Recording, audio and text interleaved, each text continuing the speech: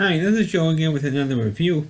For the sake of this video, we're going to discuss the classic Doctor show from NBC, Eeyore. Starring, a cat stars. Everybody's explaining who every single star in this show will be in forever. But the original cast, you had Anthony Edwards, from Top Gun, Goose from Top Gun, Anthony Edwards, George Clooney, of course, became an international star from this series. Julianne Margulies, Noah Wiley, Sherry Stringfield. You had Eric LaSalle. I think that's about it from the original cast. And also later on in the series, they added Gloria Rubin. They added Laura Innes.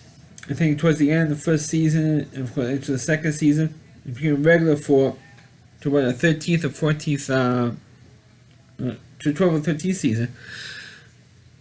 Then you had Michael Michelle was on the show for a couple of years. They had Panama Negra. Excuse me if I'm mispronouncing her name. The star from the only other part that she was known for was being on the soccer movie Bending Like Beckham. You also had Scott Grimes. You had even you have the last couple of seasons. You had Linda Cardellini for the Freaks and Geeks show. She was on for the last few seasons of the show. You had even John Stamos. I almost forgot his name from it. He was always on that show for the last couple of years of the series. You had Goran Fishnech, who played Luca. He was on the show until into the last season, or next to last, to about the 14th season, or partially into the 15th season, and he left. You had Maureen Tierney, who was also on the show for like 10 years, and then she also left to the same episode. Laura Innes also left after about like 11, 12 years on the show.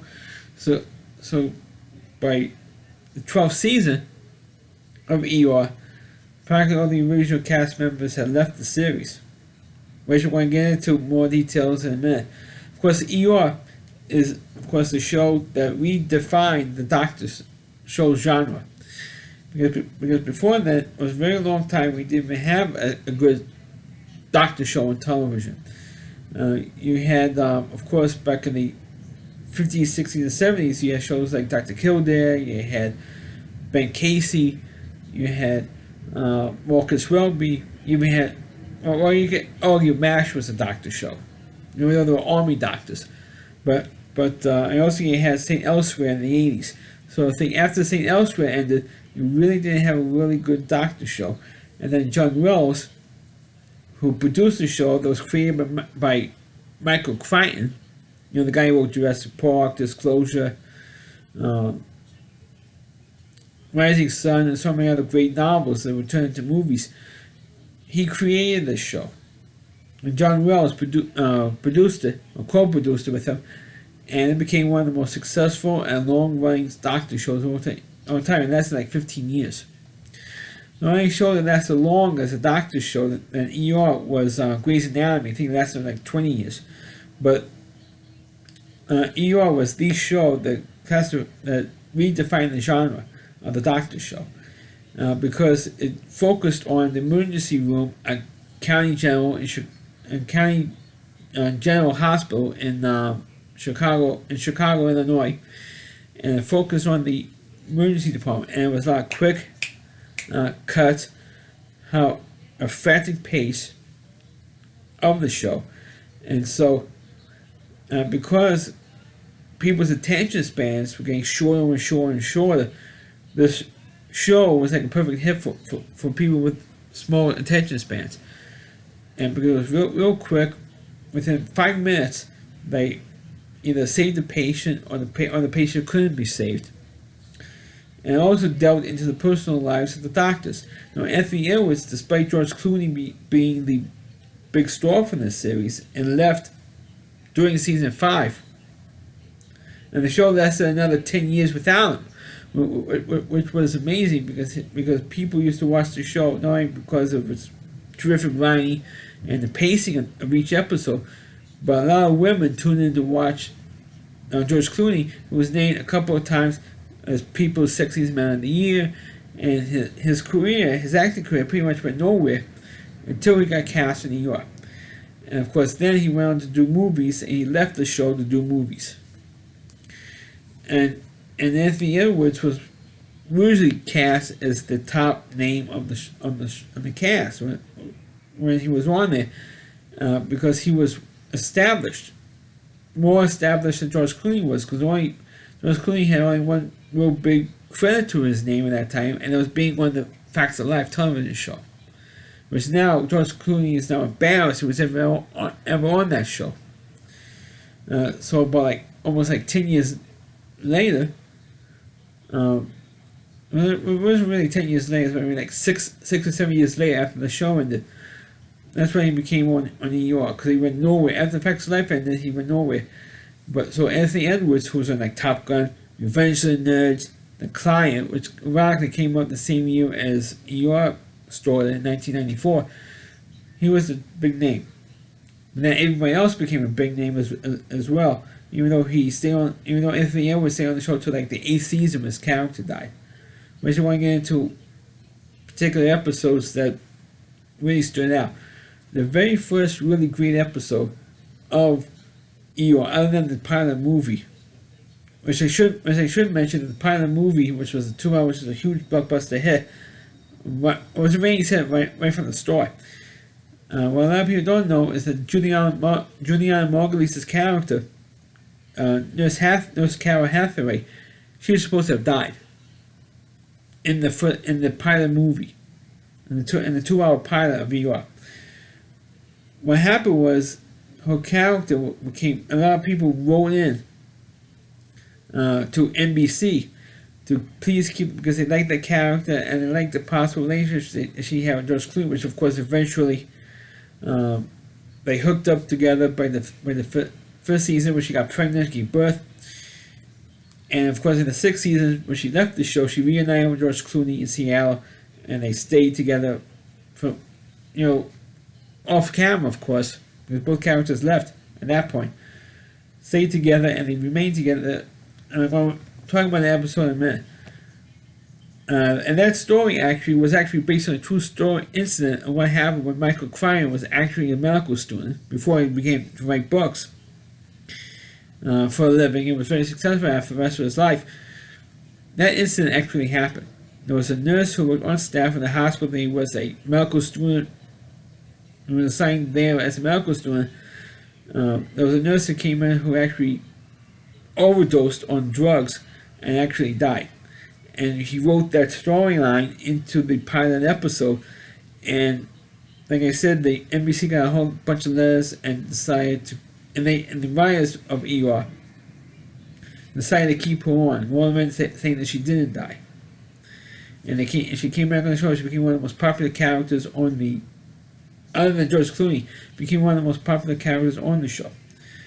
But talking about the individual episodes, the very first great episode of ER was during the first season called Love's Labor Lost, when there was a woman who came in pregnant who had a difficult pregnancy, and Anthony Edwards' character, Dr. Green, trying to save her life, and again, they had one complication after another, but he was able to save the baby, but the mother died tragically, and it was really a really heartbreaking episode, in which he eventually was sued for malpractice, and they won. And as a matter of fact, the guy who played the husband on ER was Bradley Whitford, who later on played the Jug nephew in the movie Scent of a Woman, Al Pacino's nephew in Scent of a Woman. And he also later on appeared on the television show West Wing. So he was pretty much an unknown actor at that point, and he played the husband, and of course he sued Dr. Green and County Hospital, and they settled out of court for that. But that was one of the most heartbreaking episodes. Another one is that about every year they had a big episode featuring one particular character, and they also had one with Dr. Ben, played by Eric LaSalle, where he goes into the boondocks and this little hick town area and became a doctor. I thought that was a pretty good episode, that one. I forgot what the title of it was. But in the second season, we had one featuring George Clooney called Hell or High Water, where he saves a kid who was trapped in a sewer, or a storm drain, and he saved him. And he took a regular police, not a police helicopter, a news helicopter, and brought the kid into county hospital. And he just accepted a new job at another hospital. And of course, now he's a big hero because it was on television. County hospital hiring him back. And there's one dramatic scene when he's in the helicopter with the kid, and he grabs him in his hand. Hold on, kid, hold on. And it was really dramatic, maybe over dramatic, but it was dramatic enough. And that was a real big, episode. And then of course you have one, I think the next season or 2 seasons later, with Juliana Margulies' character, where she was trapped she was like suspended from a job. I'm not going to say why, for those of you who haven't seen the show, but she was going to a local bodega, convenience store, and was held up by Ewan McGregor, who later on, of course, played young Obi-Wan Kenobi in the Star Wars prequels. So it was before he became big. He was on this show, and he of course, surprise, spoiler, he dies. He gets shot by the cops at the end of the episode. Spoiler. Of course, another dramatic episode, but it was when later on, when Cynthia Nixon, post Sex and the City, Cynthia Nixon, suffered a stroke, and the stroke was from her eyes, from her mind. Because you saw her say, "Why can't you hear me? Why can't you hear me?" And all that stuff because she couldn't talk. But I thought that was an interesting perspective in that episode. Of course, a lot of course, and also the episode ended on a 2-hour episode, and like I said earlier, on the 2-hour episode, which I just watched last night, ended in the same way that the original part of the movie ended, with some chemical explosion, an explosion in the chemical plant, and the doctors were trying to save as many people as they could, who was transported to county. But there were several episodes where John Crawler was in Africa, playing with Noah Wiley. You had that storyline going on, and he fell in love with one of the other doctors, and he gets her pregnant, but unfortunately the baby was stillborn. So that was also kind of a heartbreaking episode. And one of the most heartbreaking episodes was in season 8 when Dr. Green passed away. What happened was he was diagnosed with a brain tumor, and he went through the surgery, the chemotherapy, and unfortunately the tumor came back and they couldn't operate on it because it was an inoperable brain tumor. So he knew that he was eventually going to die, and he did. In the episode, which was all pretty much a flashbacks, we had Alex Kingston there, and who played his wife. Dr. Green remarried, I should say, on the show, because he was originally married, and he eventually gets divorced because she gets a job in Milwaukee and he's in Chicago and refuses to leave his job, and he was paying that back and forth traveling to Milwaukee, and then of course she ends up divorcing him. So he gets remarried to Alex Kingston's character, Dr. Corday, and so she was with him in Hawaii when he's slowly dying. Of course, I should mention that episode aired the same week as that 9/11 documentary by the Day brothers. And that documentary aired on CBS on a Sunday, and the following Thursday, of the same week, they had this episode where Dr. Green dies. And the only reason why I'm bringing the 9/11 film was that a lot of people complained about they didn't bleep out the cursing in that documentary. They kept all the curse words in there over the course of the 2-hour presentation of this film. And in the episode of ER where Dr. Green dies, there's one particular scene where Dr. Green couldn't get up out of bed. He literally falls out of bed and he couldn't get up. And he yells, "Shit!" He yells out the word "shit." And And it's like really one of the first times we actually heard one of the big curse words on regular television. Because usually on a show like this, you usually hear hell and a lot of dams. But you never heard the S word on a show, on a regular television show before. At least it's the first time for me anyway. And so a lot of people complained that all the shows had so much cursing on that week. From the 9/11 movie to this episode. But that episode they died, and they brought back Peter Bennett, who just left a couple of episodes earlier in that season, came back for the funeral scene. And that's what we're doing a lot for the 15th season. Because like I said, a lot of the characters left. The first character that actually left the show was Sherry Stringfield's Dr. Lewis. She played Dr. Susan Lewis. For some reason she left, and it doesn't really explain why she left. I think one of the reasons, one of the speculations was that she couldn't stand the fame of the show, and because she got renewed fame, and a lot of people were recognizing her for being on the show. She was getting hassled by fans and stuff. But then 6 years later, she came back on the show. I think it was like the 8th season, 7th or 8th season. She came back on the show, and like 5 years later, 6 years later, and she stayed on there for like 3 years, and then after the 11th season ended, she left, and they wore her out. On the very first episode of season 12, they said, "Oh, she took a new job in Indiana or something, so she's not going to come back." So she actually left twice. She's the only character who actually left twice. Came back for a couple of years, and then left again. And that doesn't really explain why she left the second time. And I thought, oh, I can't believe she left twice.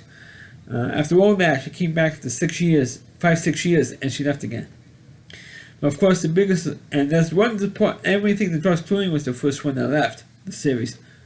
But it was Sherry Stringfield that actually left the show first. Which what I was hoping about, because she was kind of cute and one of the pretty ones. And then, of course, George Clooney left, like I said, to make movies. And a god-awful Batman movie. Batman and Robin, and they had Julianne Margulies left. Like I already mentioned that Anthony Edwards left. Gloria Rubin, who was also one of the more popular characters, was diagnosed with. She was like a physician's assistant. She was diagnosed with HIV. She left to be with her. She got married to a cop, and she left the series. But she came back for one episode, and that's it. She never came back again. She came back for the one token. I think in season 14 she came back.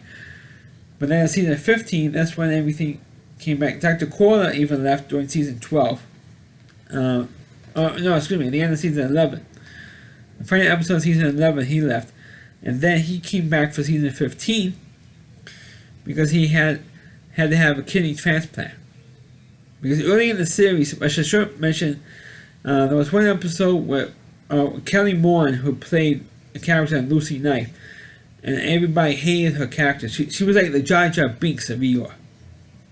It means that everybody hated her and wanted her off the show as fast as humanly possible, and they did kick her off by killing the character off.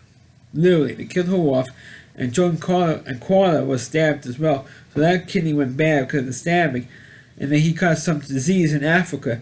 And that ruined the other kidney, so he had to have a kidney transplant.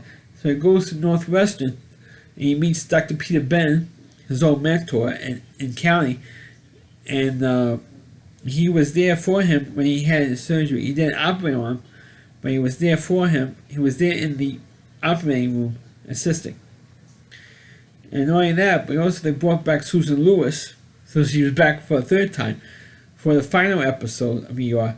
And she came back, but Laura Innes, who played Dr. Weaver, who was the real bitch in the series, she came back because she got a job being a medical consultant on a local news in Florida. So she moved to Florida to do that job. And she came back when Dr. Corder opened up his medical center in Chicago. It took him many, many years to get that thing started. So Dr. Lewis came back, Dr. Weaver came back for the show. Even Dr. Ben came back. Right, when he came back like he was on like 3 episodes of season 15. He came back, he even did a flashback episode with Dr. I think during earlier in season 15, with Dr. Green, with Anthony Edwards' character. He came back. And of course, also, about 3 episodes before, you had George Clooney and Julianne Margulies came back.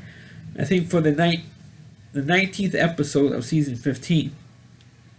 Where you had Julianne Margulies and George Clooney came back. And George Clooney says, I said, I hear you guys from Chicago. I said, yeah, why I worked there for years. Which hospital you working in? Oh, we work in Cali. Oh, that's where I did a residency in Cali, in pediatrics. Oh, really? And he said, oh, is Dr. Bennett there? I said, no, he left. Oh, how about Dr. Weaver? No, she left. How about Dr. Corder? Oh, he left. So, okay, what about Dr. Lewis? Oh, she left. So mentioning all the doctors that he worked with, they all left. And then he said, oh, how about Dr. Anspaugh? So, oh, he's still there. He's the only one that's still there. He said, okay. Then you mentioned, so, okay, when you get back, say Doug Rohr says hi to Dr. Anspaugh. So, okay, we do that. And then Neela, she left during season 15 as well to get another job. You did have Dr. Corday came back to interview Neela for a job at Duke University, which eventually Neela accepted. And of course, you also had Dr. Corday also came back for the final episode when Corder opened up his center. So you had several characters who came back. Of course, naturally, Dr. Green didn't come back. And also Dr. O.H. Macy, William H. Macy, also came back to play Dr. I forgot the name character he played, the name of his character, but Morgenstern, Dr. Morgenstern. He came back for one episode as well, because they knew that season 15 was going to be the last episode, the last season of the show. So they tried to bring back as many of the old characters as they could. I should mention during the final season they brought in Angela Bassett on that show as well for the last season. But I know I'm going on. I figured I was going to do a longer video for this one. But this show was also that. Also, I should mention the one they had several young actors who later on became a big star. Christian Dunst, during the first few seasons of ER, played a recurring character named Charlie, who was an old friend of Dr. Ross. Of course, later on she was on the Spider-Man movies and on the Sam Raimi Spider-Man films and movie Roboton and other pictures. She started off she was like maybe 14, 15 years old when she did it, so it was quite young. I think she might be even younger than that. I think she might be like 12 or 13 years old when she did Storm in New York. It was kind of amazing to see her, a young Kristen Dunst in this episode. No, was she in it? You had Ariel Winter was also in. I think she was in the Modern Family show. She was in a few episodes as well. And you had Linda Cardellini who took over as the head nurse on ER, and then Julianne Margulies left, and she was on the Freaks and Geeks show. So you had I think the only other characters was really had recurring characters through the whole series was Helene the nurse and Chuni. She played another nurse on the show, but they had Jerry playing Adrian Baruli. He left for a few seasons. He came back for a while as a desk clerk.